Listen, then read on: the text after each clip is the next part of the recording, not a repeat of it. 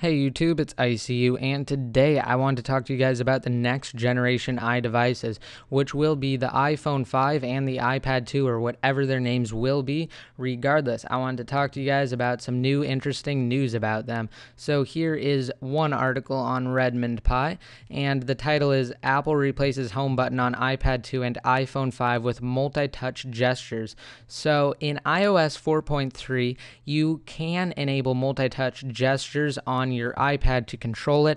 Like with 4 fingers, you can pinch in on the actual screen and it will take you to the home screen. You can swipe over with 4 or 5 fingers, and you can switch between different applications that are running in the background and so on. And basically what this article is saying is Apple is using that as kind of a stepping stone to test the waters, basically, of actually dropping the home button from their line of iDevices and just including multi-touch gestures to completely control your iDevice.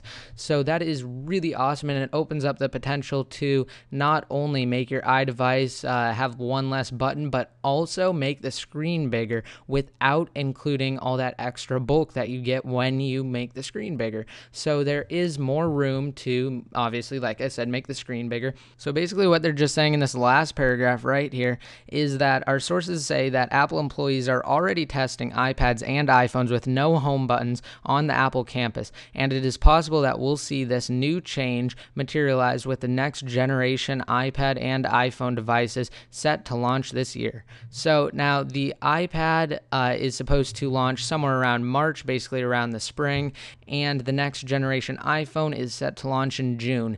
Now my next point is I have another article here from Redmond Pi. So the founder of Dig said that the iPad 2 will be announced on February 1st, but he didn't give a launch date or time. Now, according to a German blog, macnotes.de, they are claiming that the iPad 2 will not launch until April 2nd or 9th, and supposedly this is a pretty reliable source, and I guess Redmond Pi trusts them enough to make an article on this, but they are claiming that it will be pushed back from a March release date until a April release date, which is kind of sad, but it will give Apple more time to improve the next gen iPad. So I hope you guys like this video, just going over some quick rumors with you guys about the next generation iDevices.